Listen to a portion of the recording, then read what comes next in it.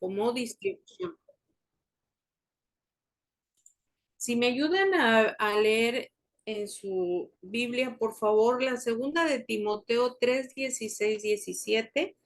Y si me ayudas, Vero o Andrea o Charlie, quien guste.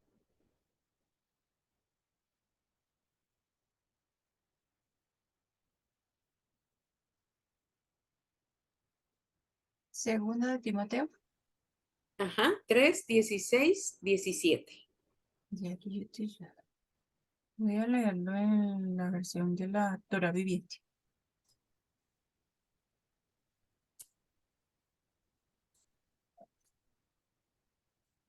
Dice así, porque toda escritura que ha sido inspirada por el Ruach de Adonai es valiosa para enseñar la verdad, para convencer de pecado, corregir los errores e instruir o disciplinar en una vida justa, con el propósito de que el hombre de Elohim sea maduro e íntegro para toda buena obra.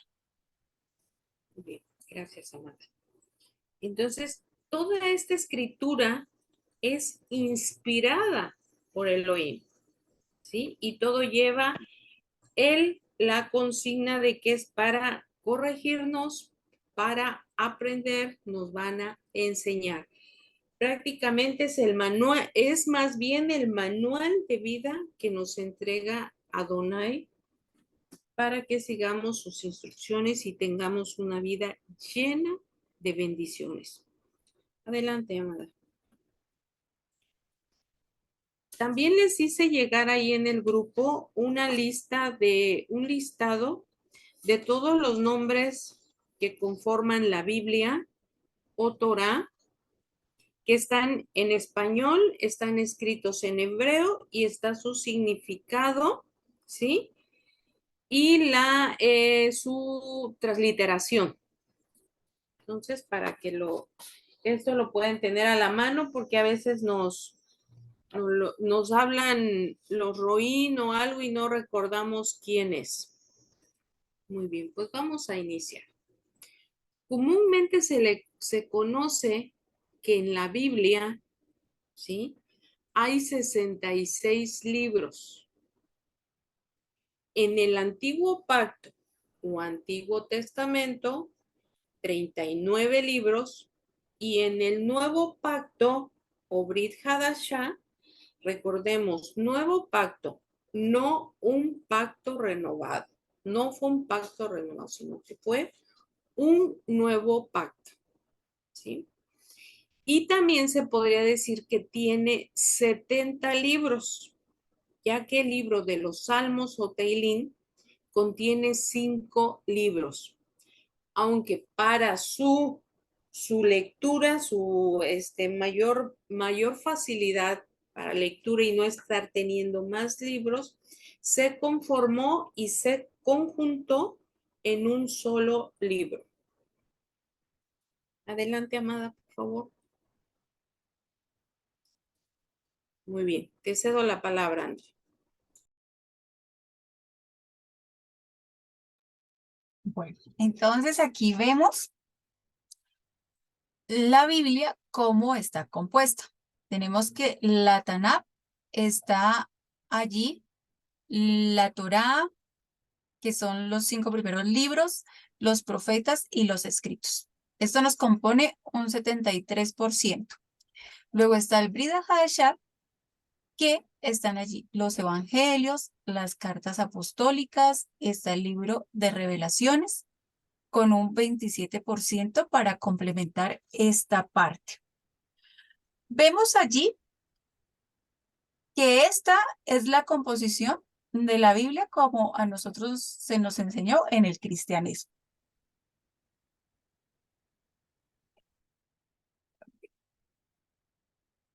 ¿Listo? Está la Biblia allí en el Antiguo Pacto, entonces está el Pentateuco, que son los primeros 5 libros que Moshe dejó. Luego están los libros históricos, que son Josué, Jueces, Ruth, Primera y Segunda de Samuel, Primera y Segunda de Reyes, Primera y Segunda de Crónicas, Esdras, Nehemías, Esther. Luego vienen los libros poéticos, que es el libro de Job, Salmos, Proverbios, Eclesiastés, Cantar de los Cantares. Luego vienen los profetas mayores, que son Isaías, Jeremías, Lamentaciones, Ezequiel, Daniel. Y los profetas menores, que son Oseas, Joel, Amós, Abdías, Jonás, Miqueas, Nahum, Habacuc, Sofonías, Ageo, Zacarías y Malaquías. Estos profetas mayores y profetas menores, a nosotros se nos enseñó que eran profetas mayores porque tenían sus libros mayor cantidad de hojas, ¿sí? No porque unos profetizaran más o menos, sino que eran esos los mayores los que tenían más hojas allí en composición de sus libros y los profetas menores los que tenían menor composición. Ahora vamos a ver la composición de la Biblia en el Tanakh. Vemos que también para ellos está el Pentateuco con 5 libros. Pero ese Pentateuco, como nosotros lo conocemos, ellos lo conocen como Torah. Están luego los libros históricos. En el cristianismo vemos 12 libros, pero allí en la Tanakh hay 11. ¿Por qué? Porque lo que es el libro de Esdras y Nehemías hacen uno solo, porque dicen que hacen al mismo tiempo la misma referencia, entonces ese se toma por uno solo. Luego tenemos los libros poéticos, que también así tiene su composición en la Tanakh. Están los profetas mayores, también con la misma cantidad, y los profetas menores. Nosotros, mientras vemos 12, ellos solo ven a los profetas menores como un solo libro, ¿sí? Ahora aquí tenemos, ¿cómo es el canon allí hebreo? Está compuesto por la Torá, que es conocido como la ley, la instrucción. Está el libro de Génesis, Éxodo, Levítico, Números, Deuteronomio. Luego viene los Neviín, que son los profetas. Está allí Josué, Jueces, Primera y Segunda de Samuel, Primera y Segunda de Reyes, Isaías, Jeremías, Ezequiel. Y luego vienen los 12. Y allí, como les decía, entonces son el libro de Oseas, Joel, Amós, Abdías, Jonás, Miqueas, Nahum, Habacuc, Sofonías, Ageo, Zacarías y Malaquías. Para el canon hebreo ese es un solo libro. Y luego están los Ketubim, los escritos. Allí están Salmos, Proverbios, Job, Cantar de los Cantares, Ruth, Lamentaciones, Eclesiastés, Esther, Daniel, Esdras y Nehemías, que también allí se componen en uno solo.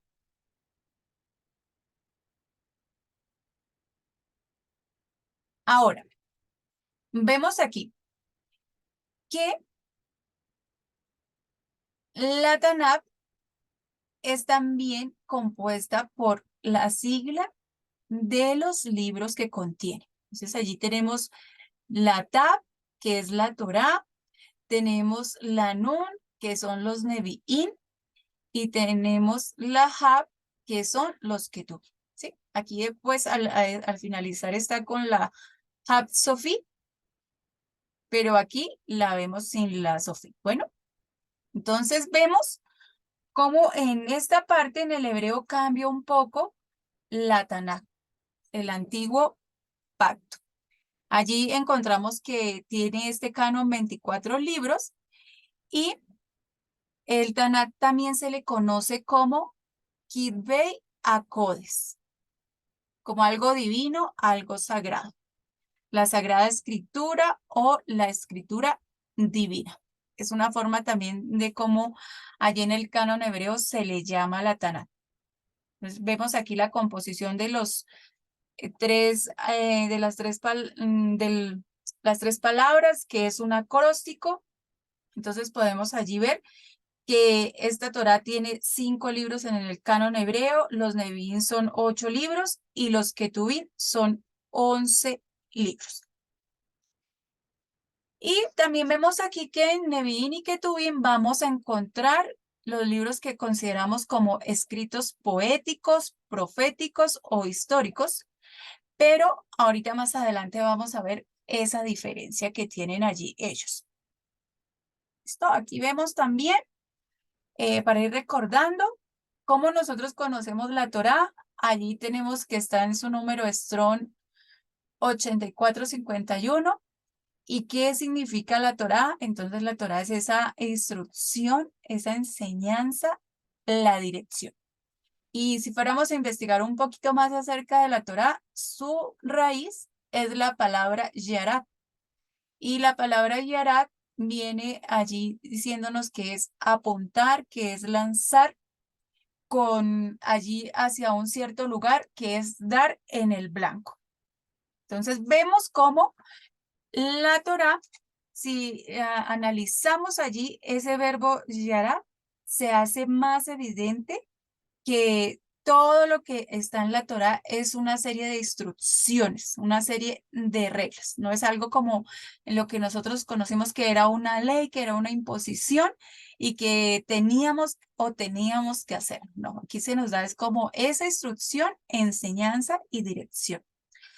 Vemos también que en este punto, entonces, la Torá que el Eterno, que nuestro Adonai le dio a Israel, pues se la dio ¿para qué? Para permitir que llegara allí a ser ese pueblo apartado para él y que perteneciera a él como tal a través de todas estas instrucciones que él nos da. Entonces se puede decir que al guardar nosotros la Torá, pues también como pueblo de Israel somos resguardados por el Eterno. Aquí, entonces, vemos la Torá.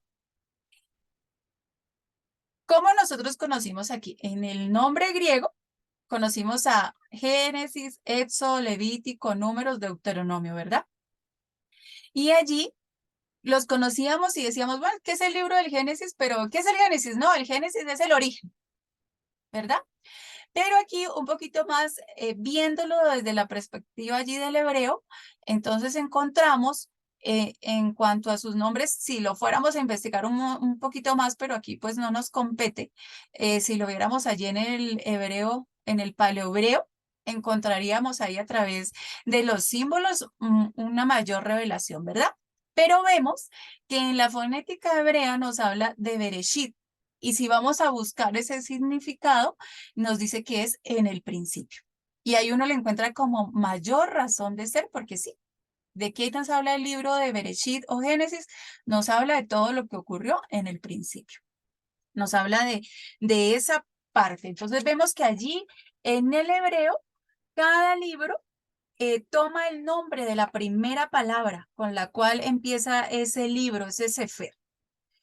Eh, Allí entonces vemos que Génesis nos habla de todo lo que fue, de cómo el Eterno empezó a crear el universo, cómo empezó a llamar a su pueblo y sabemos que esto es una historia allí que no es una historia como tal lineal, porque eso también lo hemos aprendido, ¿no? Lo veíamos la semana pasada, que muchos sucesos de los que se nos hablan, aunque en la Torah lo vemos así, lo leemos y ya luego empieza otro, no tenían que ver, se correlacionaban. Muchos de los personajes vimos que también se llegaron a conocer. Entonces allí esto nos muestra que llevó también mucho tiempo. Luego está el libro de Shemot. El libro de Shemot nosotros entonces lo conocimos como que como el éxodo del pueblo que se fue allí para el desierto. Así más o menos era la explicación que teníamos. Pero vemos aquí Shemot en el hebreo, ¿qué significa? Es nombres. ¿Por qué? Porque el Eterno sabía quiénes estaban allí en Egipto, quiénes eran los que iban a salir, él aún supo quiénes fueron los que llegaron y cuántos fueron los que salieron. Ahí nos demuestra cómo el Eterno conoce nuestros nombres, nos conoce a cada uno y no vaya que el de la chaqueta roja o el de los zapatos cafés, no, él nos conoce por el nombre. Entonces vemos cómo también este libro de Shemot puede ser la segunda parte de la creación, de cómo empezó todo. Es una continuidad allí del libro de Bereshit. Vemos ahora Vayikra. Entonces fue el libro de Levítico y a nosotros, si no se nos nombraba Levítico, ¿en qué pensábamos? Ah, no, es que eso es de los levíticos, eso es de los sacerdotes. Y yo creo que ese era el libro que más pereza nos daba leer. Entonces, porque decíamos, no, eso es allá para los que enseñan, eso no es para nosotros. Pero cuando lo vemos aquí en el hebreo, entonces nos habla de qué se llama y llamó. ¿Y quién llamó? Pues llamó Elohim a Moshe allí en el monte Sinaí. ¿Para qué? Para hablarle de toda la instrucción, de toda la Torá. Vemos entonces cómo allí en este libro precioso también se nos relata cómo se inició la construcción del Mishkan, cómo fueron allí todos los planos que el Eterno le mostró a Moshe y luego él cómo los habló allí al pueblo para que empezaran a hacer cada una de las partes del templo. Vemos también que allí eh, uno se pregunta, pero ¿cómo podían hacerlo, no? Y vemos también que ahí nos habla mucho de que también vino el Ruach de Adonai y puso sobre algunas personas el poder desarrollarlo como él lo quería. Y ahí, desde ahí también, en este libro, nosotros podemos ver que ya ahí estaba el Ruach de Adonai también, ya orando y dando allí a cada uno dones y talentos. Entonces, esta es la parte allí de Vayikra. Vemos también eh, que en Vayikra se nos cuenta qué era lo que ellos habrían de hacer y que allí estuvieron, nos relatan algunas partes que estuvieron por un año. También vemos que están las instrucciones que el Eterno dio a su pueblo, para que fuera ese pueblo apartado, ese pueblo caos para él. Cómo se tenían que comportar o cómo nos tenemos que comportar como pueblo. Y aquí pues también habría como una recomendación, ¿no? Cuando uno estaba allí en la religión, siempre que llegaba alguien y le decía a uno, ¿por dónde empiezo a leer la Biblia? Siempre preguntaban así, ¿por dónde empiezo a leer la Biblia? Y uno decía, no, empiece por los evangelios. Pero aquí nos atreveríamos a decir que como pueblo de Israel, el primer libro que nosotros tenemos que iniciar a leer es el libro de Levítico, porque ahí es donde están todas las instrucciones de cómo ser ese pueblo del Eterno. Ahora vemos el libro de Números y siempre se nos habló de números y números de qué, no sé, pero es el libro de números. Uno no se explicaba por qué, pero era el libro de los nombres. Pero allí en el hebreo vemos que es el libro de Bamidbar y que habla de que estaban en el desierto. Ahorita también vamos a aprender algo más adelante, más bonito de esta parte. Entonces es donde continúa la historia del pueblo de Israel, de cómo salió de Egipto, cómo van allí saliendo hacia el Sinaí y entonces también podemos ver que aquí se conecta el libro de Bamidbar con el libro de Shemot. Vemos que ellos tienen así como una continuidad, porque se sigue contando lo que hizo. Vemos también que en este número, en este libro de números, nosotros pensamos que ellos todo el tiempo permanecieron en el desierto, pero no es de esa forma. Ellos allí en el desierto se habla pero no todo el tiempo permanecieron en un desierto. Allí también es donde se nos relata esos 40 años en los que ellos habitaron allí, estuvieron allí como ese castigo por no haber obedecido al Eterno. Y luego tenemos el libro de Deuteronomio. Ese es el libro de Deuteronomio que allí en la fonética hebrea es el libro de Devarim, que habla de palabras. Y este libro nos narra el último mes de vida de Moshe. ¿Y de quién son esas palabras? Son las palabras allí de Moshe. Esas son las últimas palabras que él como líder, como siervo del Eterno de haberlos dirigido, relata para dejarle allí al pueblo de Israel. Es donde les recuerda todo lo que ocurrió, les repite otra vez allí todos los mandamientos, todos los misbot, todas las moadín. Entonces vemos allí esta parte así de los libros de la Torá o Pentateuco como nosotros lo conocimos. Ahora vemos allí el libro de Bereshit, que lo vamos a ver un poquito más allí relatadito, como lo veíamos. En el principio, Shemot, nombres, Vayikrat y llamó, Bamidbar en el desierto, Devarim, palabras. Eso es lo que se compone la Torá. los 5 primeros libros, aunque también le llamamos Torá todo el compendio de la Biblia. Aquí tenemos cómo se escribe en el hebreo, allí en el griego. Vemos la parte de toda la creación, todo lo que el Eterno empezó a hacer por llamar a su pueblo. El libro de Shemot, cómo se escribe allí en hebreo. Y allí vemos también que este libro nos hace también ver cómo el Eterno nos conoce a cada uno. ¿Por qué? Por nombre. Aquí tenemos el libro de Vallicrat. Entonces, si ustedes miran una Tanat, en la Tanat, por lo general, esta Aleph se va a encontrar más pequeñita. Se le va a encontrar allí como más pequeñita. ¿Y qué nos simboliza o qué nos quiere enseñar a encontrarla así? Es allí que significa que se considera como el primer libro a leer por nosotros, los que nos llamamos pueblo del eterno pueblo de Israel. Y porque allí también este libro se hace importante porque allí estaban todas las leyes, las instrucciones del Eterno que él dio para su pueblo. Vemos también allí el libro de Bamidbar. Entonces aquí si lo vemos ya de una forma, aquí tenemos, esta es una preposición, pero esta palabra es la de Midbar, es la que habla del desierto.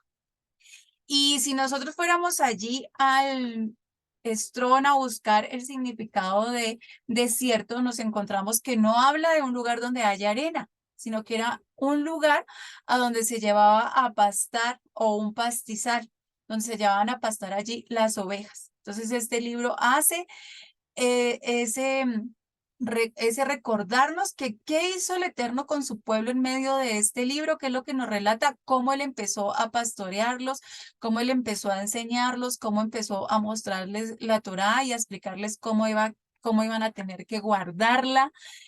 Fue allí donde dio todas esas instrucciones, todas esas reglas para poder vivir allí de una manera social organizada. Pero también aquí esta parte, si fuéramos aquí a buscar, también es la palabra dabar, que es palabra. Entonces también este libro de Bamidbar tiene que ver con las palabras. ¿Y cuáles palabras? Aquí entonces sí serían las palabras que el Eterno dio a su pueblo. La instrucción que él dio directamente allí a su pueblo. Y pues aquí el de Devarim. Aquí está también, entonces tenemos Devarim. Allí también está entonces esta raíz de la palabra Davar, que habla, pero entonces en este libro es las palabras de Moshe.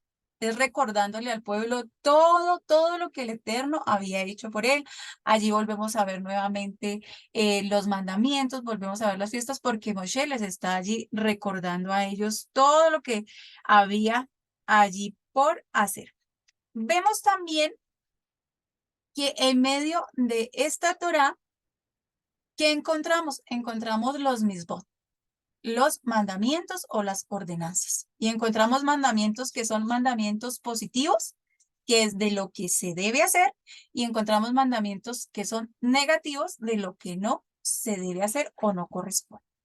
Vemos que los mandamientos, allí alguien nos ayudó a organizarlos y contó que habían un compendio de 613 mandamientos.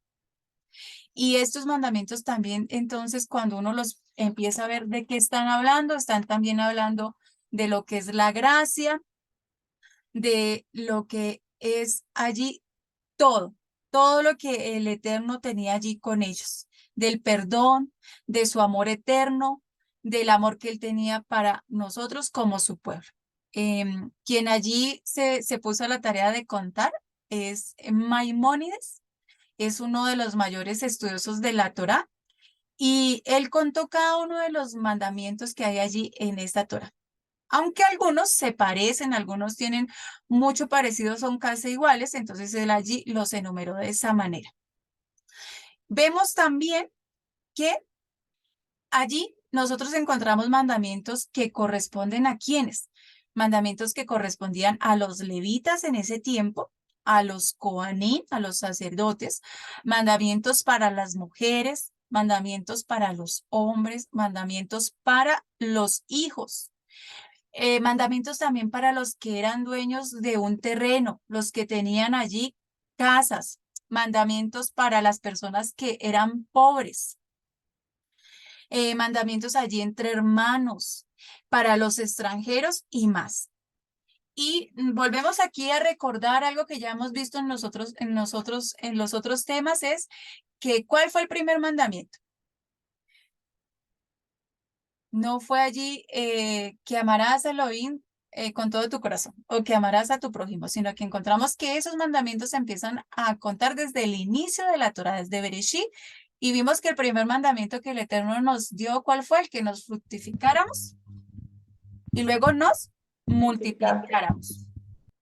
Así es.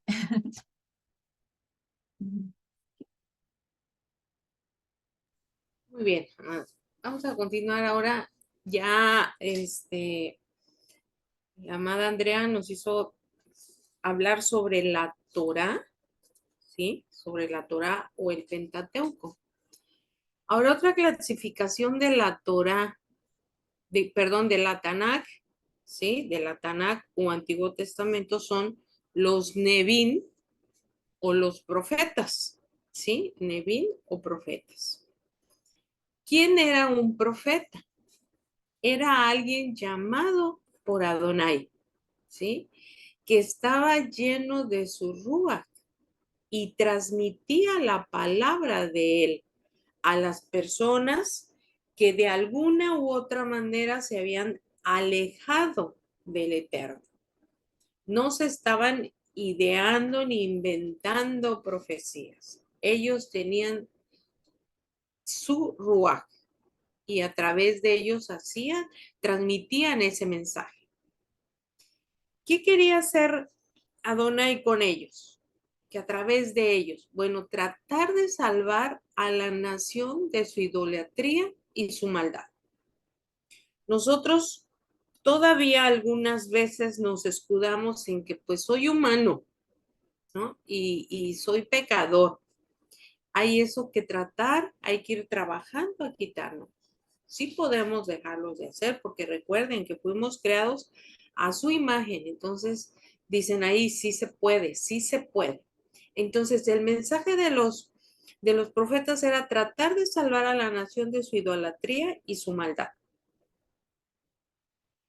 Si esto no lo escuchaban, me viene a la mente ahorita cuando le decimos a nuestros hijos, no hagas esto porque te vas a caer.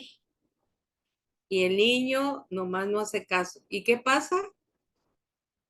Dicen acá, brujas, se caen, ¿no? Se caen.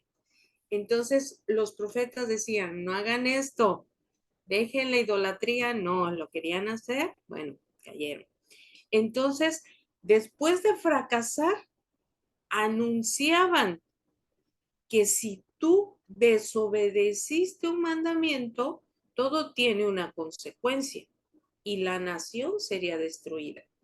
Muchas veces vemos a través de toda la Torá donde Adonai se molesta, se siente con sus hijos, pero después en su misericordia dice, bueno, va de nuevo, ¿no? Aceptados, como una mamá con los hijos, como un padre, ¿no? Como un aba. Dice, pero no destruida de todo, porque a final de cuentas un remanente sería salvo. También recordamos cuando él iba a destruir Sodoma y Gomorra y primero le dice nuestro patriarca Abraham, ¿no? Si hay 50, no la destruyes, está bien 50. Y si hay 40 y si hay 30 y le fue bajando, pero su infinita se quedó hasta 5 y ahí vemos las consecuencias. Ahora, de en medio de de remanente que él dejaba, ¿sí? Vendría una influencia que se extendería por toda la tierra y que traería a Adonai a todas las naciones. Este era el objetivo de los Nevin, ¿sí? De los Nevi'im, de los profetas. Adelante, André.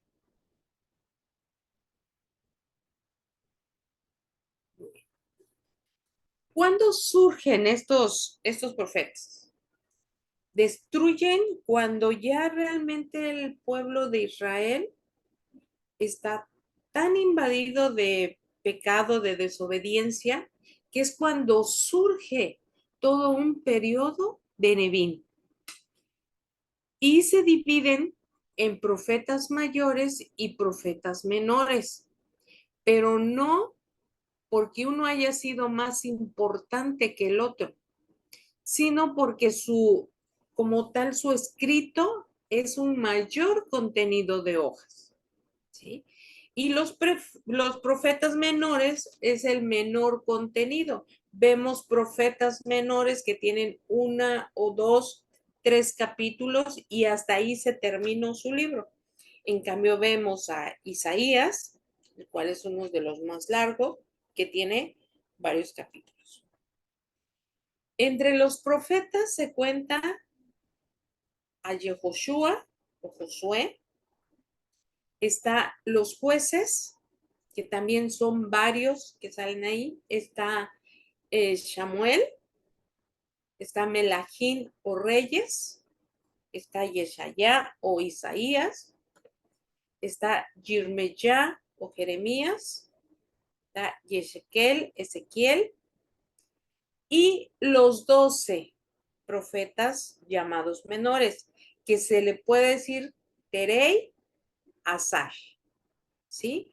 En arameo, Oseim Azar, los 12, llamados los 12.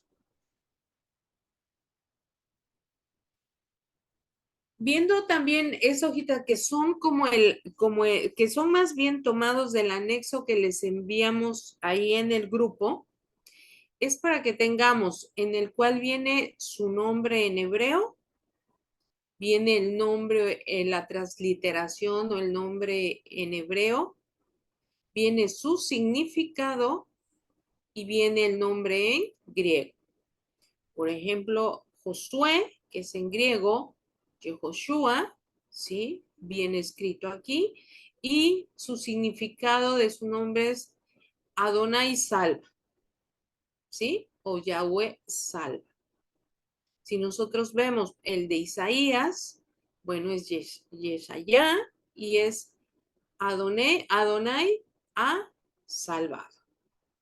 Y así vamos viendo todos los profetas, que esto podemos tenerlo a la mano cuando nosotros leemos o estudiamos nuestra Torah, para que nos vayamos nosotros familiarizando con los nombres hebreos, que recuerden, ese es el objetivo de Raíces Hebreas, el estudiar la Torah con un pensamiento hebreo, ¿sí? Para que nos vayamos. Nosotros vemos que todos nuestros roim nos hablan constantemente y nos dicen Yehoshua y a veces nos quedamos, ¿y ese quién es? Entonces, si nosotros vamos intercalando en nuestra Biblia los nombres en nuestra Torah, se nos va a familiarizar más. Adelante. Aquí vienen los otros, que es Ezequiel, Oseas, Joel, Amós, Abdías, Jonás y Miqueas. ¿Sí? En la siguiente, por favor. Es otra más, ¿sí? Adelante.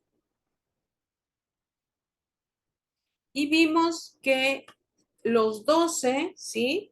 Son Terei Azar en arameo. Ahora vimos que los profetas también se dividen en dos partes.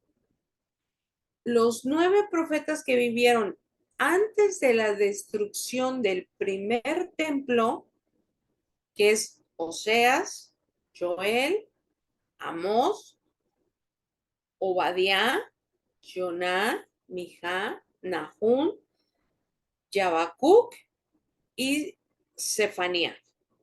A ver, ahora díganmelo en griego. No es cierto. Pero por eso es importante, ¿sí? Muy bien, después nos vienen los que vivieron a principios del segundo templo. Nos viene Hagai, Sejarya y Malají. Adelante, André, por favor. Esta es una línea del tiempo de los profetas que aproximadamente llevan un tiempo de 400 años, ¿sí? Y están colocados en el orden en que fueron apareciendo. Tenemos cuando se dividieron las 12 tribus, que se dividieron las 12 tribus, lo vamos a ver más adelante, en el reino del norte y en el reino del sur. Y hay profetas que hablan esta profecía para los dos reinos. Hay unos que es para cada uno de los reinos y otros que es cuando ya nuevamente se conjuntan y regresan. En este caso, nosotros empezamos con Abdías, ¿sí? Que empieza entre el 840-41. Vemos a Joel en el 830. Vemos a Jonás en el 770. Y de ahí viene Amós, Oseas, ¿sí? Después, cuando surge la caída y la separación en el reino del norte, aparece Isaías, Miqueas, Sofonías, Nahum, Habacuc y Jeremías. Con la caída del sur, Ezequiel, Daniel, viene la cautividad por 70 años aproximadamente y surge Ageos, Zacarías y Malaquías. Algunas Torah o algunas Biblias los colocan en este orden, otros no, ¿sí? Vemos que hay tratados y hay se me fue ahorita el nombre, los concilios en donde ellos van acomodando los libros, ¿sí? Pero este es conforme aparecen en el tiempo. Puede o no puede que estén como lo tenemos descrito en nuestra Biblia. Adelante, André. Vamos a dar un breve resumen de algunos profetas. Porque bueno, para ya ir viendo libro por libro, hay cursos donde ya se llaman versos, o sea, ya escudriñando más la Torah. Nosotros nada más vamos a dar ahorita un panorama general. Yehoshua. ¿Quién fue Yehoshua o Josué? Él aparece en la Torah y él es el designado para ser el que va a continuar con el trabajo de Moshe. Y es uno de los 12 espías que fueron a ver la tierra prometida y que no regresaron con noticias de pesadumbre, ¿sí? Que fue Caleb y Josué. Todos los demás veían gigantes por todos lados, hasta en las hormiguitas. En cambio, ellos no, dijeron, bueno. Entonces, él es designado como sucesor de Moshe, ¿sí? Y aquí en su libro nos narra cómo los israelitas fueron conquistando la tierra prometida, que estaba habitada por diversos pueblos, los cananeos, los heteos, los jebuseos, ¿sí? Y una de nuestras primeras, de sus primeras victorias, pues fue la conquista de Jericó, ¿sí? Y la caída de las murallas de Jericó. Tomemos que la lectura de la Torah es el libro más hermoso que nosotros podemos leer. No necesitamos ni irnos a leer historias románticas porque las tenemos aquí. No tenemos que irnos a leer cuentos de princesas porque hay aquí. Vemos a Esther, ¿no? Vemos a Ruth, o sea, vemos a diferentes historias que nos narran toda la historia de nuestro pueblo y que no tenemos que utilizar otra literatura más que esta. Aquí podemos encontrar acción, ¿sí? Podemos encontrar batallas épicas, ¿sí? Batallas épicas.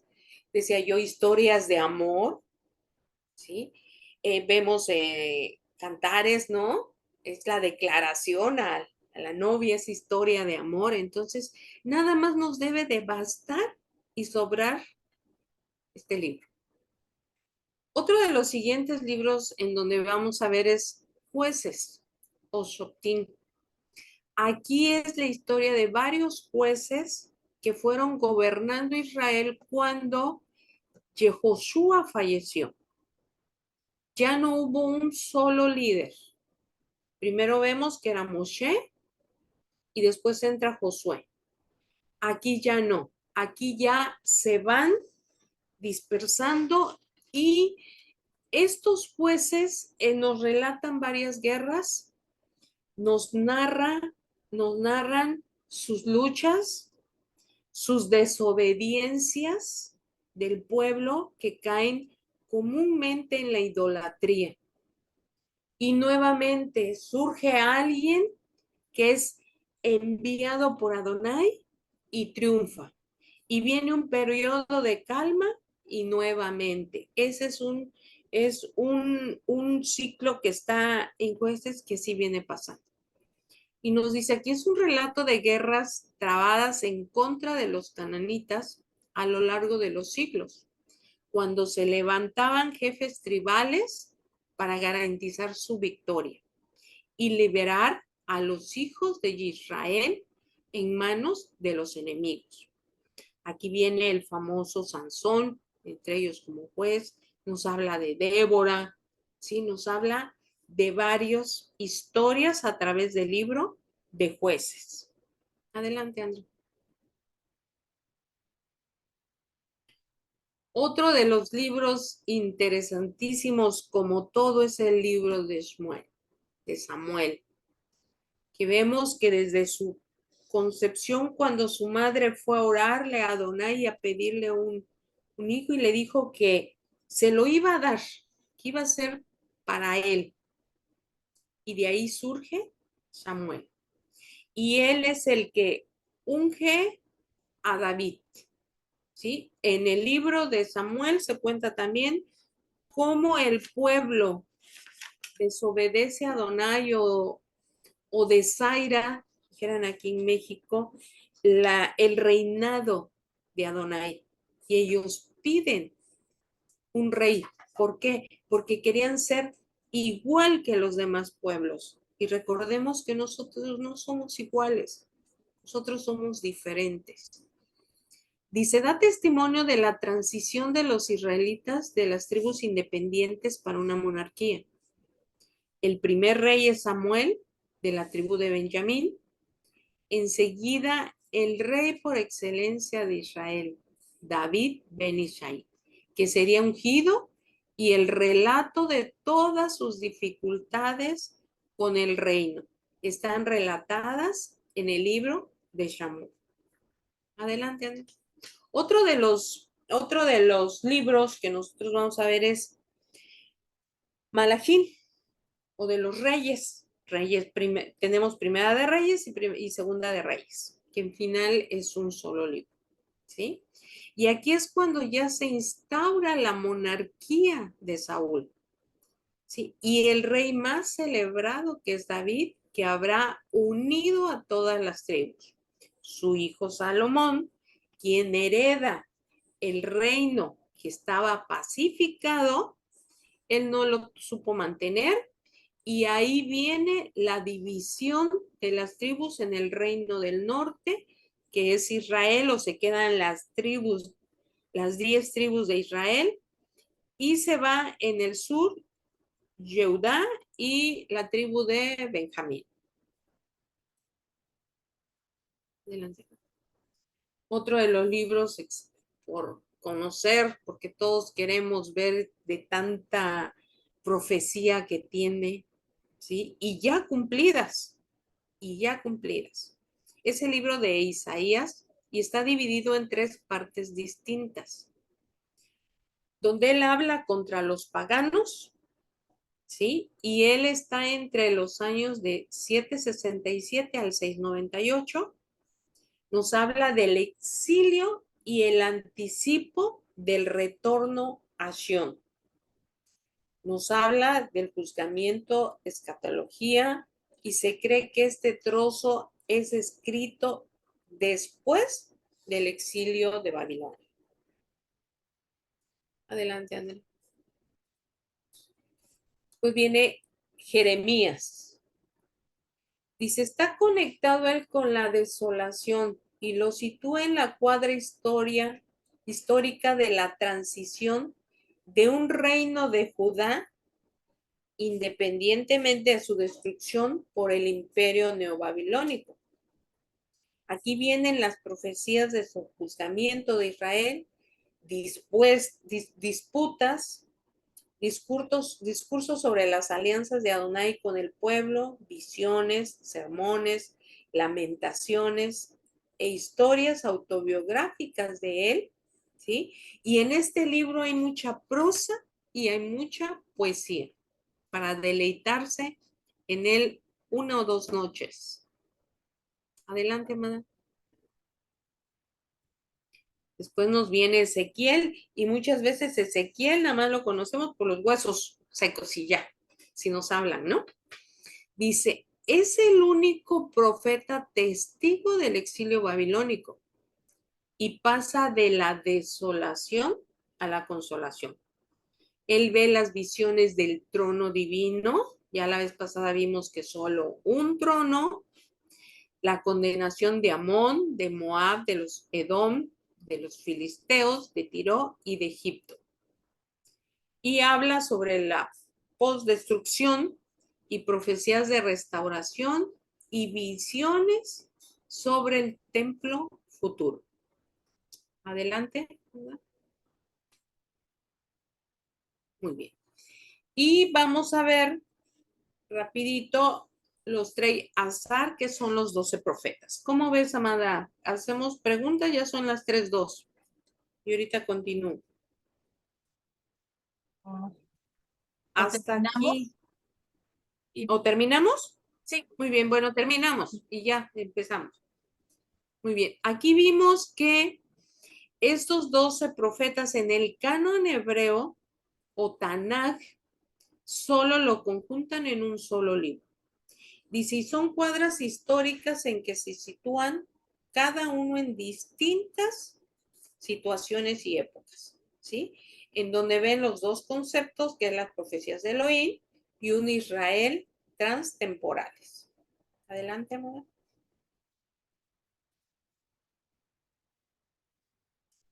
Bueno, entonces hasta ahí paramos. Estaba ya cerquita. sí. Hasta aquí, como ven, cómo vamos, dudas o más dudas. Sí,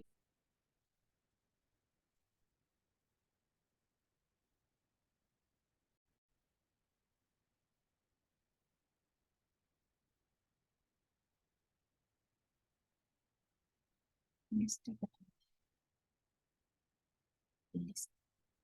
Bueno, entonces vamos a ver aquí lo que son Ketubim o escritos.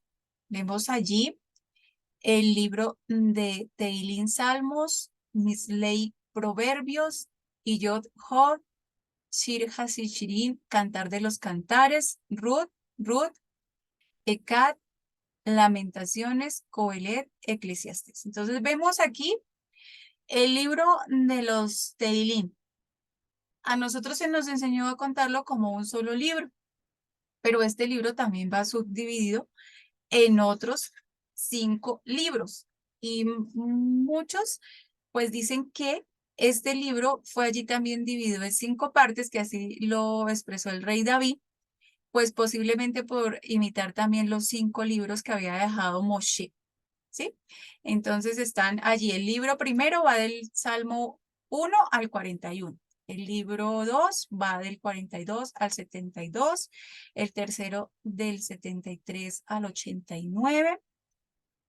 El cuarto va del 90 al 106. Y el quinto va del Salmo 107 al Salmo 150. Vemos allí entonces esa parte de los libros. Este también es un libro muy bonito que a veces no lo vemos de esa forma, pero el libro de los Salmos encierra algo de lo que es todo como la batalla de enseñarnos ese tema aún en David, el rey David, cómo estaba allí acosado por sus enemigos y todo, y uno dice, pero ¿cómo componía canciones? ¿Cómo lo hacía, no? Entonces, este libro es algo muy espectacular con referente a todo lo que es la exaltación, los cánticos en medio de las pruebas, en medio de las dificultades, porque allá habla mucho de cómo nuestro Rey Eterno se levantaba a favor de quién, no tan solo del rey David, sino del pueblo de Israel para defenderlo de sus enemigos y que él mismo era el que vencía allí en esa batalla. Vemos luego el libro de Misley. Entonces, el libro de Misley es el Proverbios. Esto, entonces, ¿qué nos hacen? Estas alegorías hacia qué? Hacia la conducta moral, hacia la conciencia, hacia enseñar. Y esta es una de las mayores formas allí de instrucción que hay, ¿no? Como te doy un consejo, ven, aplica eso y pone unas analogías y allí se adquiere mucha sabiduría a través de este libro. Vemos también qué es un proverbio, pues un proverbio es una declaración breve que comunica una verdad ética y moral. Y allí, entonces también por medio de este libro, pues uno es muy instruido en acerca de lo que es la sabiduría hacia el eterno. Vemos que este libro, ¿quién lo escribe? Se nos ha mencionado que su autor es Salomón, Shelomón, y que allí es un compendio de todos los proverbios, de todos los dichos de este sabio, y también de las palabras de Agur y Lemuel, y nos habla también algo muy especial, que es el proverbio de la mujer virtuosa. Lo voy a dejar en la anterior, como por si están tomando notica. Listo. Vemos entonces luego el libro de Job. Es el libro de Job. Luego está Shir HaShirim, el cántico de cánticos, es cantar de los cantares. Luego el libro de Ruth, que nos habla mucho acerca de la fiesta de Purim. El libro allí también de Ekab, de Ay, de las lamentaciones. Entonces, ¿cuál es el libro? Este libro de las lamentaciones, ¿cuál es su idea principal? Entonces vemos que hay tres ramas de pensamiento que se agrupan allí en el libro de lamentaciones, que está la profecía, está lo que es la parte del ritual y la sabiduría. Se escribió allí al ritmo, a un estilo de los antiguos cánticos o cantos para quienes, para los reyes, algo que se hacía en los funerales judíos. Contiene 5 poemas que corresponden a 5 capítulos y este libro se escribe para enseñar al pueblo que al uno desobedecer al Eterno, a Elohim, provoca un desastre allí en la vida y este libro lo que quiere es mostrar eso, cómo se sufre y cómo sufre el pueblo cuando se aleja del Eterno. El libro de Coelet, entonces, es el libro del predicador, nosotros lo conocemos como Eclesiastés, pero habla más de las palabras del predicador allí. En ese caso teníamos quién era ese predicador, que era el rey Salomón. Luego está el libro de Hadassah, que es Esther, el libro de Purim, que nos habla sobre esa fiesta de Purim, el libro de Daniel y el libro de Ezra y Nehemías. Este se considera solo un libro porque hace parte de la misma historia. Y están allí el Divrei Hayamim, que son las crónicas. Nos habla de las palabras y de las acciones que tuvieron los reyes allí en esos días. Entonces es como un libro de lo que hablaba de lo que sucedía allí a diario en esas acciones. Allí tenemos, esa es la parte de los Ketubim o escritos.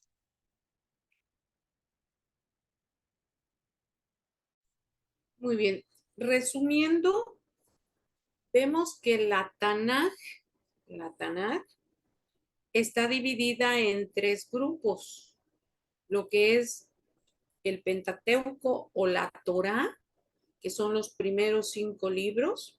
Después vienen los Nevín, que son los profetas, profetas mayores, profetas menores.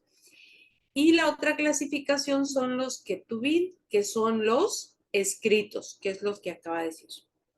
Muy bien. Bueno, ahora,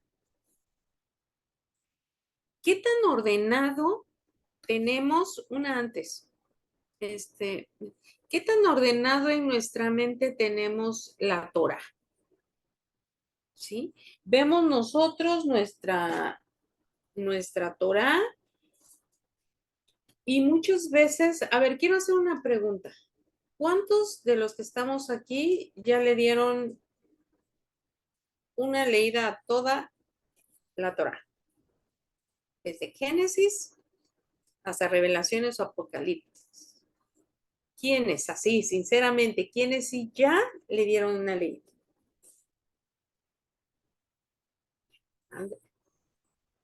¿Quién más? ¿Quién más? Alza la manita. A ver. Bueno, muy bien. Entonces, ahorita el tema que vamos nosotros a ver, de eso se trata, de ver cómo lo vamos a organizar y cómo vamos nosotros a estudiar, a, a leer este hermoso libro, este hermoso bestseller, ¿sí? Dice, ¿qué tal si pudiera yo organizar un conocimiento de la Biblia como en un sistema de archivos? Que así los datos no estén tan perdidos o mezclados. Adelante, André. Nosotros vemos que en la Torah, ya en clases pasadas, en las sesiones pasadas, y eso decíamos que no están en un orden como tal, no es en orden cronológico, no está, sino que hay libros que pueden entrar en ciertos periodos. ¿Eh? Entonces, nos enfrentamos muchas veces a leer la palabra y no sabemos cómo lo leemos, si lo leemos en forma histórica, lo leemos en forma cronológica, ¿cómo lo vamos a ordenar? Y por lo regular, como todos los deseos del año nuevo del mundo, sacamos, imprimimos nuestros planes de lectura para la Biblia todo un año. Y llegamos a ciertos escritos y ahí se nos quedó en deseos. Entonces, el siguiente tema que vamos a ver es ver cómo se clasifica para que nosotros nos sumerjamos a este mar de información que es la Torá. Recuerden que la Biblia es llamada la Torá. Adelante, Andrew. ¿Sí? Hay 17 periodos que vamos a ver en la cual engloba toda la Tanakh, ¿sí? O Antiguo Testamento, ¿sí? La Tanakh. Y empieza, el primer periodo se llama antes del diluvio. En antes del diluvio, si nosotros queremos saber qué pasó antes del diluvio, nosotros tenemos que irnos a Bereshit y está en los capítulos del 1 al 5. Primero viene la creación del universo y la creación del hombre. Viene también, ahí podemos ver nosotros el primer mandamiento que da Adonai, que es fructificar y multiplicarse. Recuérdense que era primero fructifíquense y multiplíquense. Nos habla de jatá, de la desobediencia. Nosotros comúnmente se le llama pecado, pero es jatá, es una desobediencia a los mandamientos que nos ha dado Adonai, a las ordenanzas que Él nos da. Es una desobediencia.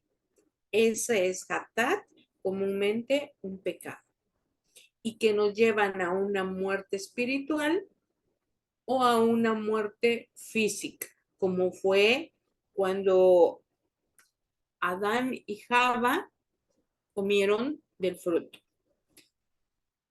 Si ellos hubieran escogido el árbol de la vida, no habría una muerte física. ¿verdad? Y acuérdense que él dice, ya nada más vas a vivir y va reduciendo los números de años en que vamos nosotros viviendo.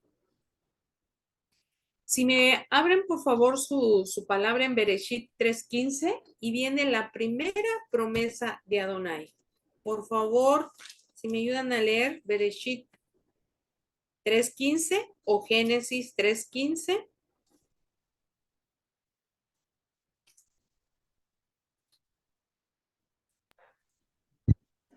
Génesis 3:15. Y pondré enemistad entre ti y la mujer, y entre tu simiente y la simiente suya. Esta te herirá en la cabeza y tú la herirás en el calcañar. Exactamente. Ahí viene la primera promesa. Y está ahí, nos está hablando de Yeshua, que él vendría a derrotar. Entonces, esa es la primera promesa dada por Adonai. Sí, Aura, no te preocupes. También en este periodo nosotros, antes del diluvio, podemos ver la historia de Caín y Jebe, ¿sí? De estos hermanos. Y las generaciones de Adán. Si nosotros queremos saber qué pasó antes del diluvio, yo me voy a Bereshit del 1 al 5. El siguiente periodo, ¿sí? Nos habla del diluvio. Adelante, André, por favor, amada. La siguiente nos está hablando del periodo número 2, ¿sí? Que es el diluvio o Mabul. Si nosotros queremos saber sobre el diluvio, nos vamos a ir nosotros a leer Génesis del 6 al 9. Y de ahí nos habla en esos capítulos cómo fue la maldad de los hombres. Cuando Adonai escoge a Noah y le da instrucciones precisas de cómo construir el arca. Ahí vienen las indicaciones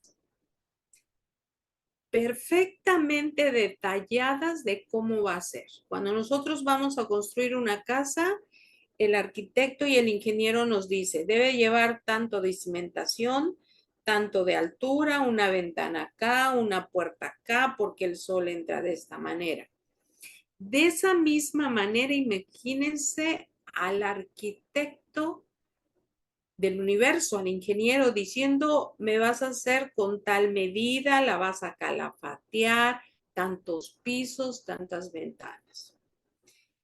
Y cuando le dice ya a Noah que ya cierre puertas y empieza el diluvio. Nos habla ahí, nos habla también de cuándo se retiran las aguas y ahí es cuando da ya que nosotros podemos comer, ¿sí? La carne, ¿sí? Nos entrega la carne, los alimentos para comer y nos da la pena capital contra el asesinato. También ahí nos habla del arco del pacto, el arco iris, ¿sí? Y nos habla ahí del pecado de Noah. Adelante, amada. Nos vamos con el siguiente periodo, ¿sí? El siguiente periodo nos habla de la dispersión de Babel.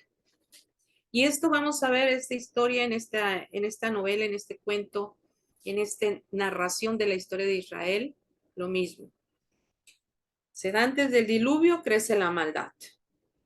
¿Sí? Viene el diluvio, se calman, se tranquilizan, vienen periodos de estar bien con Adonai y nuevamente empieza. Y la dispersión de Babel está en Bereshit 10 y 11. ¿Sí? Babel significa confusión y es donde toda la humanidad se junta en contra de Adonai, queriendo imitarlo, queriendo llegar a ser como él. Es ahí donde se crea el dinero, ¿sí? Pero también todo tiene un plan. Aquí Adonai hace su plan y quedó principalmente en Mesopotamia. Y de ahí va a nacer el primer patriarca. Ahí es el primer patriarca que fue Abraham. Y vamos con el cuarto que habla de la vida de los patriarcas. Aquí hay historias de amor, historias de traiciones, historias de adoración a Adonai y que se da la vida de nuestros patriarcas. Primero de Abraham, después de su hijo Isaac, después de Jacob, ¿sí? Y para terminar con Joseph en Egipto, ¿sí? Todos estos primeros tres patriarcas se dedicaban a pastorear al ganado. Era la única actividad que tenían, era de pastorear a su ganado. Esos son los primeros cuatro. Antes del diluvio, el diluvio, la dispersión de Babel y los patriarcas. Este es el 4. Y los patriarcas abarca desde Bereshit 12 hasta Bereshit 50.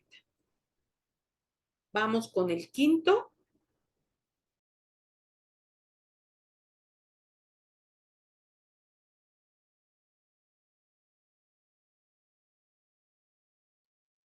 Aquí seguimos viendo los periodos de la Biblia.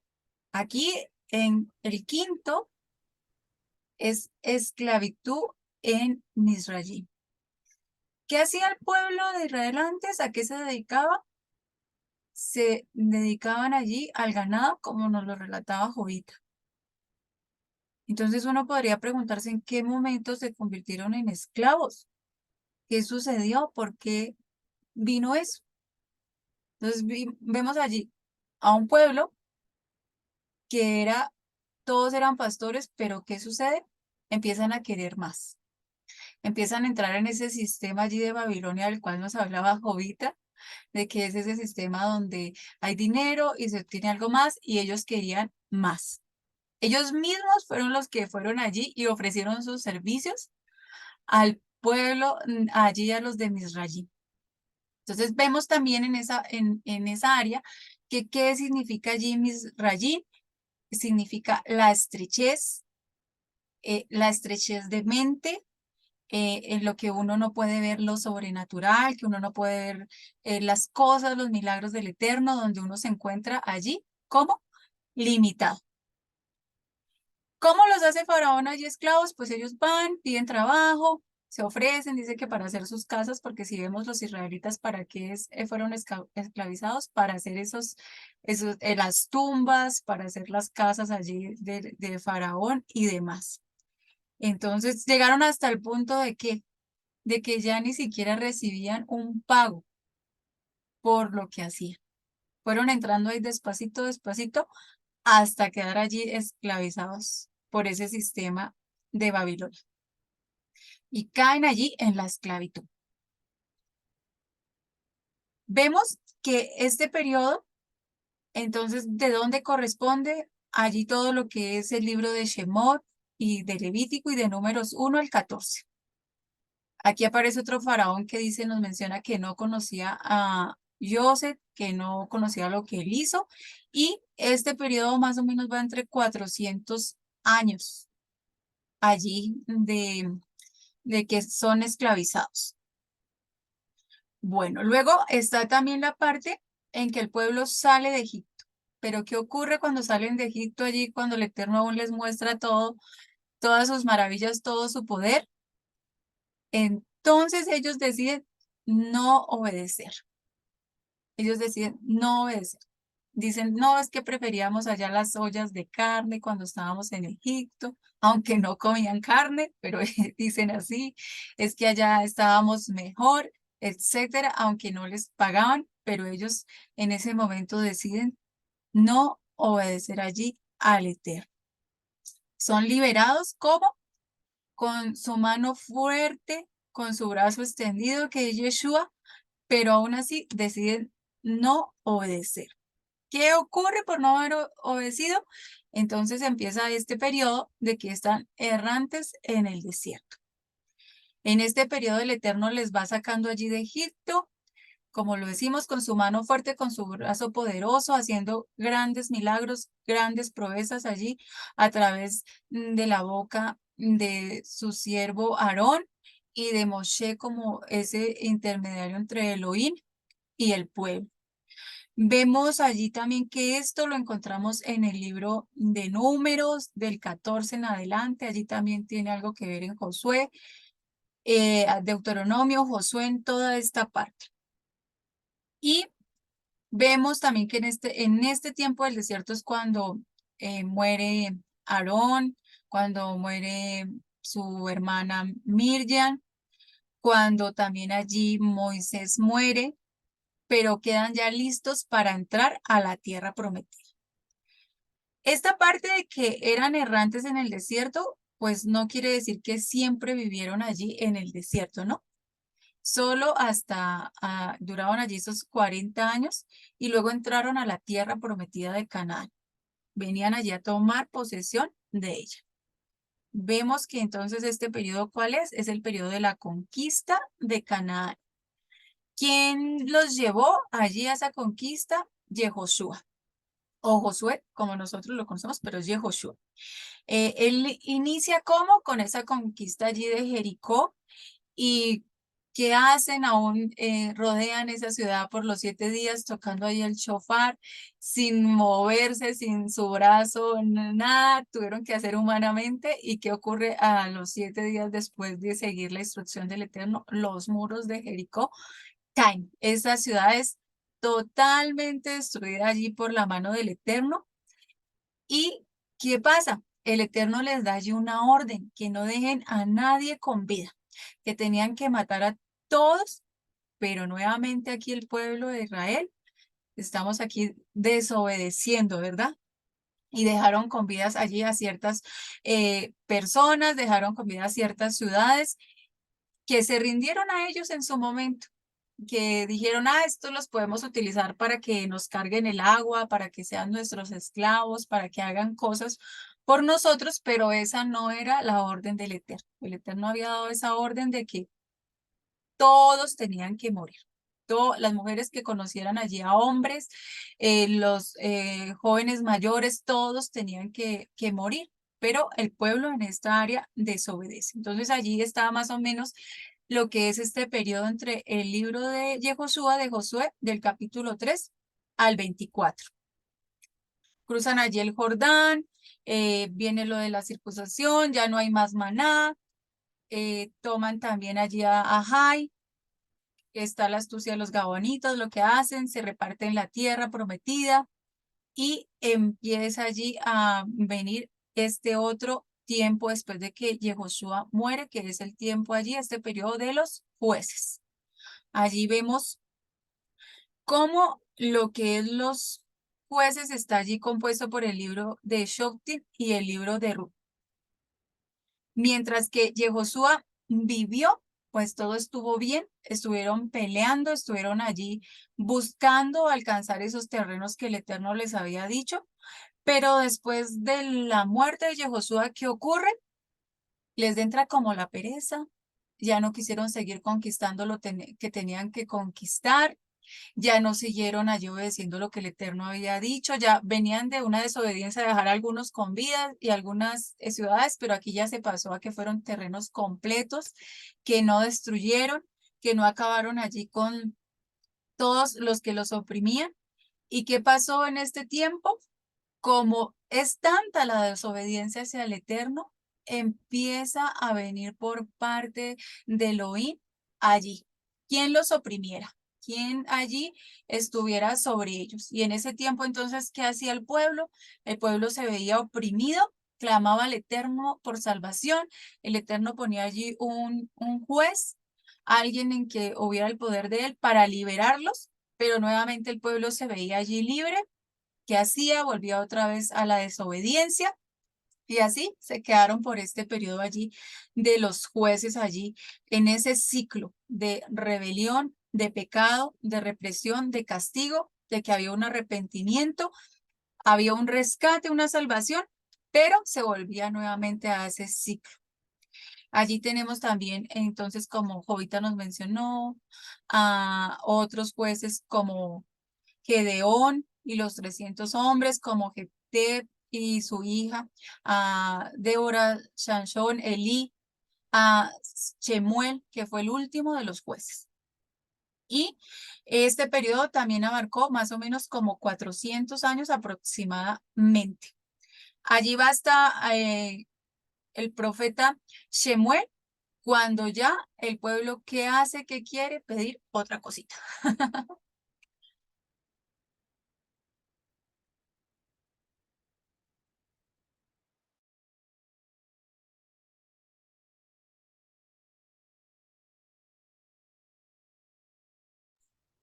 Muy bien. Vamos con el noveno periodo. Ya vimos que conquistan la tierra prometida, ¿sí? Después los van gobernando diversos jueces, ¿sí? Diversos jueces a través. Pero vamos a entrar al Reino Unido, ¿sí? Aquí el pueblo de Israel no gustó con el reinado de Adonai, le piden un rey, Adonai. Y hay una parte en donde Adonai les dice, ¿quieres un rey? El rey te va a someter, el rey va a hacer esto, va a mandar sobre ti, le da todo lo que hace un rey y el pueblo dice, sí queremos, sí, sí queremos. Este noveno periodo de la Biblia nos habla, lo podemos encontrar en Eclesiastés, el libro de Eclesiastés, fue escrito durante el Reino Unido, Proverbios, libro de Samuel, Teilim y Shir Hasharim, ¿sí? Cantar de cantares. Está en este periodo. Aquí el rey Saúl, como primer rey del pueblo de Israel, unificó e hizo un solo ejército.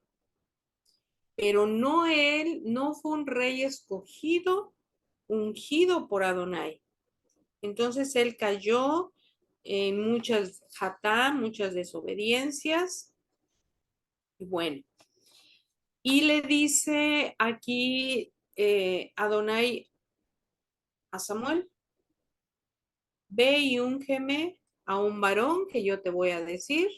Lo manda a buscar a David y es ungido por Samuel. Y aquí podemos nosotros leer toda la historia del rey David. La promesa que fue dado a David, que dice, tu reino y tu trono serán estables eternamente. Y esta promesa, Yeshua la cumple. También nos habla aquí del hijo de David, del rey Salomón, ¿sí? Y empieza él la construcción del templo, aproximadamente en el año 956 antes de la era cristiana. Él pide sabiduría, pero tiene esposas, pero también cae en la idolatría. Y nosotros, como siguiendo el pueblo de Israel a su rey, cae también en idolatría. Y aquí viene ya cuando se empiezan a separar todo ese reino. Adelante, André. Vamos con el siguiente ahora, el 10º, que es el reino dividido. ya cuando se separan en Reino del Norte y Reino del Sur.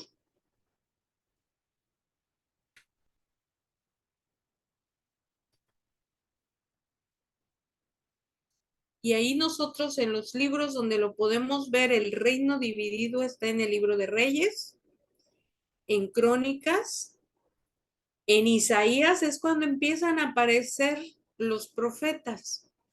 Oseas, Joel, Amós, Abdías, Jonás, Miqueas y Nahum. ¿Sí? Y se separan las tribus. Se separan 10 y se convierte en el reino del norte, que está aquí en el mapa. Y en el reino del sur se queda la tribu de Judá y la tribu de Benjamín. Dice, debido a su pecado persistente, Adonai permitió la caída y cautiverio del norte, que es Israel, y así como Judá, ¿sí? Se quedó aproximadamente 135 años. Dice que aquí se divide en dos y su hijo de Salomón, que es Roboán, se queda con 10 tribus. Y las 2 tribus se quedan en el reino de Judá.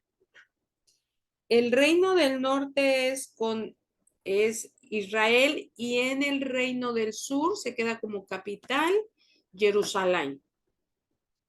Y esto lo podemos nosotros leer cuando estemos leyendo sobre el reino dividido, que es Reyes, Crónicas, Isaías, Oseas, Joel, Amós, Abdías, Jonás, Miqueas y Nahum. Ahora en el siguiente periodo nos habla del reino de Yehuda, ¿sí? Nos habla del reino de Yehuda. Y aquí también lo encontramos nosotros en Reyes, en el segundo libro de Crónicas, en Jeremías, Lamentaciones, Habacuc y Sofonías. Y si vemos aquí en el mapa, el reino de Judá tiene como capital a Jerusalén y el reino del norte tiene a Samaria. A pesar de que siguieron ellos leyendo la Torá, también fueron ya tomando mandamientos o mitzvot de hombre. Y nos dice aquí que debido a su pecado, Yehudá fue castigada también y fueron llevados al cautiverio por los babilonios por 70 años. Pero debido a la gran misericordia de Adonai, los traería de vuelta a la tierra para probarlos de nuevo. Entonces aquí nosotros podemos ver sobre la tribu de Yehudá en estos libros. Y nos vamos con el periodo número 12 que nos habla ahora del exilio, ¿sí? Cuando ya están en el exilio. Y aquí principalmente vemos nosotros los libros de Esther, de Daniel y de Ezequiel. Pero llega ya el imperio persa. Cuando el imperio persa ya con Alejandro Magno se va extendiendo, ¿sí? Entonces, en este periodo llegan y vienen los años de los 70 años de Joacín y el rey Nabucodonosor. También nos habla cuando ya son cautivos y llevados a Babilonia. Y nos hablan de los imperios mundiales de Babilonia, del Medo-Persia, ¿sí? Y de todos los tesoros que son llevados en el templo. Nos dice aquí que cuando los israelitas fueron llevados al cautiverio, Babilonia era un imperio mundial, era lo que pasaba. Pero cuando regresaron, ya solo había otro imperio mundial, el medo persa, ¿sí? Y Adonai había dicho que no quedaría en el cautiverio para siempre. Eso nos lo dicen en Jeremías 29. Y algunos volvieron. Y por eso el siguiente periodo se llama el retorno del cautiverio.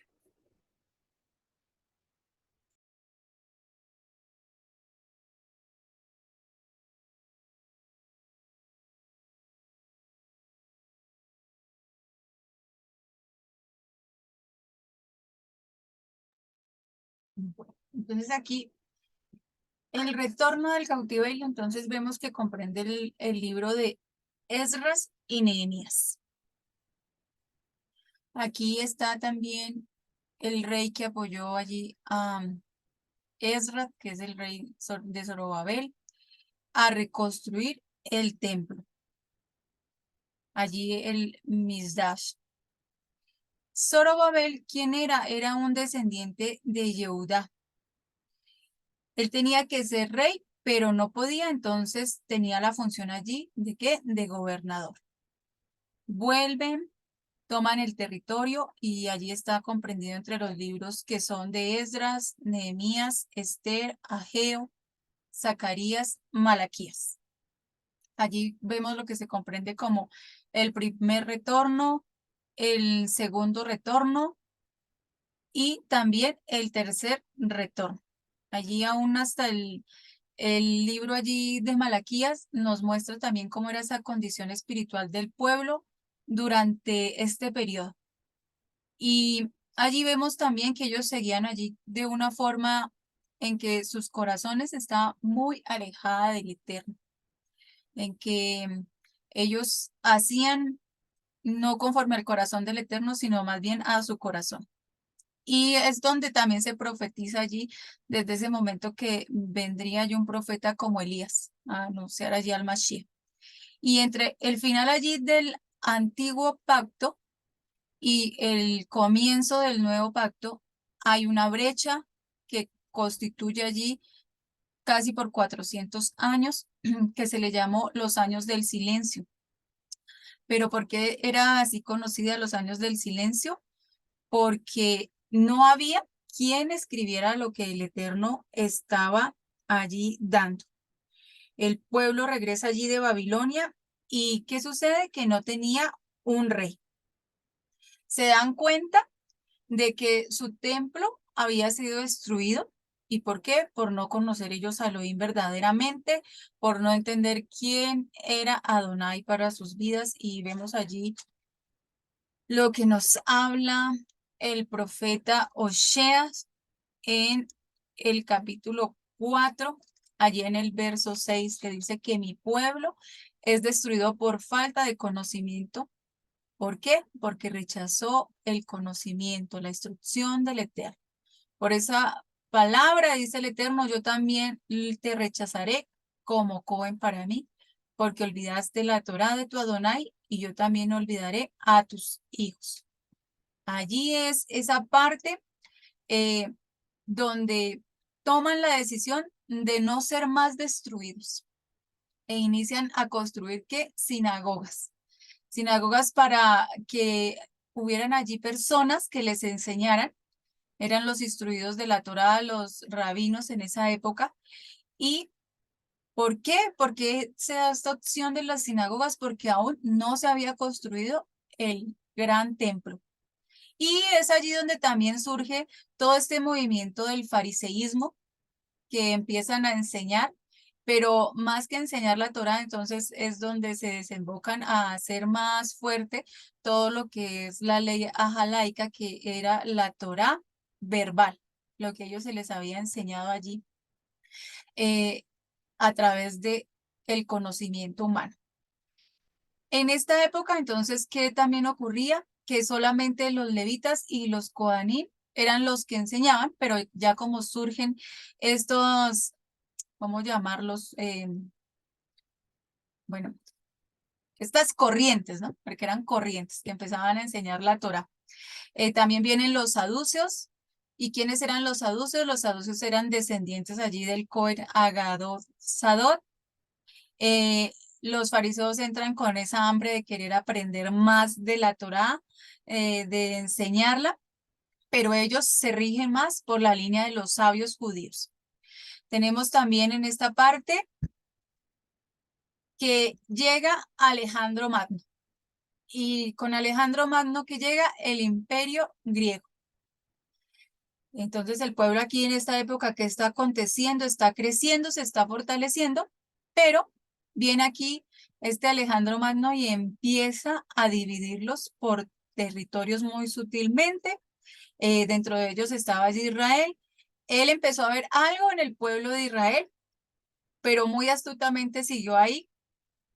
Los quiso tener cerca, perdón, fue aprendiendo de sus costumbres y a través de esto les va convenciendo de pequeños cambios donde, perdón, donde lo que está haciendo es quererlos dominar allí al dividirlos. Viene también Ptolomeo, que es uno de sus generales, y él está allí junto con 72 hombres, y cada uno es allí puesto en las tribus hebreas.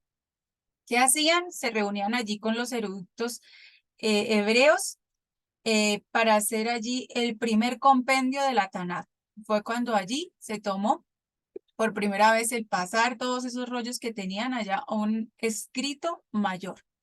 ¿Y qué sucede? Pues que allí, con toda la manipulación de ellos, lo que sucede es que esto hace que todos esos rollos que estaban en hebreo ahora sean traducidos, ¿de qué manera? Al griego.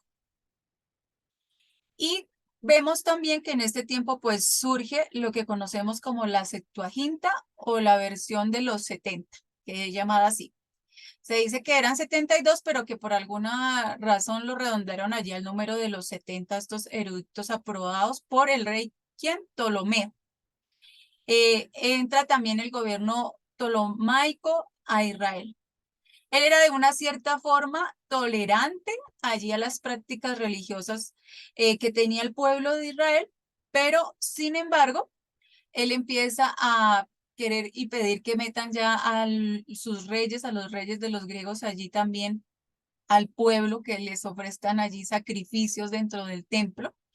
Y es allí donde viene esta parte de que se empiezan a restringir todas las prácticas del pueblo de Israel, como guardar el Shabbat, como comer kosher y así. Luego viene también que él pasó allí, ¿quién? Antíoco Epifanes. Este nombre significa allí Dios manifiesto. Él ya viene de una manera diferente, empieza allí a lo que es a perseguir a todo el pueblo de Israel de una manera más drástica, de una manera allí para acabarlos, para acabar con las prácticas, y ya viene también a imponer mucho lo que es toda esta parte de la adoración al dios Zeus. Sabemos también de ese acto tan reconocido que fue de que fueran a sacrificar un cerdo allí al templo para Zeus. Eso más o menos ocurrió allí en el año 167, antes de que Yeshua llegara. Al ver esto, pues, ¿qué sucede?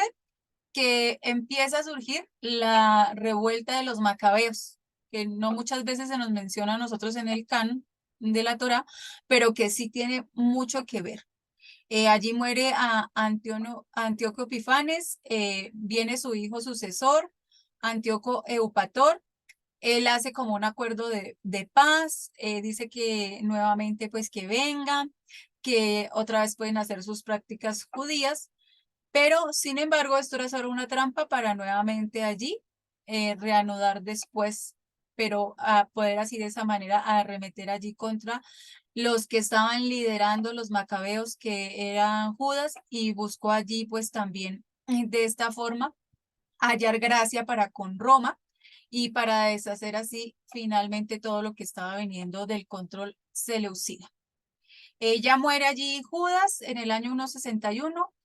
Vienen cada uno de sus hermanos allí a sucederlos. colapsa allí luego el imperio seleucida en el año 116 y de esta forma es como ellos resisten para poder allí adquirir una independencia otra vez plena y poder volver allí a guardar todos los mandamientos de que ellos tenían en la Torá. 100 años más tarde, pues ya llega todo lo que es los romanos allá a Judea, así que para cuando Yeshua nace, ya estaba allí todo lo que es el imperio romano bien establecido, aún ya no habían sacerdotes de la línea levítica, los sacerdotes que estaban ya eran allí impuestos por el imperio de Roma, por eso en ese momento también cuando se habla de Juan el Bautista, ya él no servía como Cohen allí en el templo, ellos se habían ido de allí todos los que eran sacerdotes del templo y ya lo que había era allí lo que era esa parte de sacerdotes, pero manipulados ya por el imperio romano. Luego viene allí esta parte que nos describe el libro de Macabeos. En este tiempo no hay ningún escrito, no hay ningún profeta que vuelva a hablar del Eterno, allí hasta esa época. Luego viene lo que es... Amada Sí. Andrea, ya se nos acabó el tiempo. ¿Qué te parece si ya lo dejamos para la siguiente sesión para terminar? Ay, amado Padre, toda Rabá por esta sesión, amado Padre, te doy gracias por la vida, mis hermanos, que seas tú. Gracias toda, porque fuiste tú el que te manifestaste hoy. Siembra esa inquietud en los amados para que puedan estudiar, puedan inmergerse en ese libro tan maravilloso como es tu palabra. Yo te doy gracias por la vida de cada uno, que tengan un descanso reparador y también agradezco a las personas que vayan a ver este video posteriormente, que sea de crecimiento, que sea de un crecimiento espiritual, un crecimiento en el conocimiento de tu verdad, amado Padre. Gracias, toda Rabá, yo te doy gracias nuevamente en el nombre del poderoso Ben Yeshua HaMashiach. Amén, amén. Ve amén. ¿Das la bendición, amada?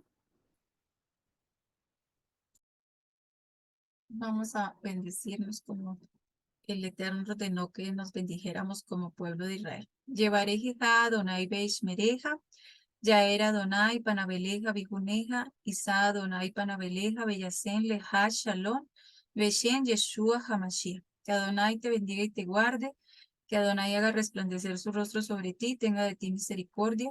Que Adonai voltee su rostro sobre ti y te dé su shalom, en el nombre de Yeshua, nuestro Mashiach. Amén. Amén, amén, amén. Amadas, un placer estar con ustedes. Gracias. Shalom, shalom. Shalom, shalom. Bendiciones a todos.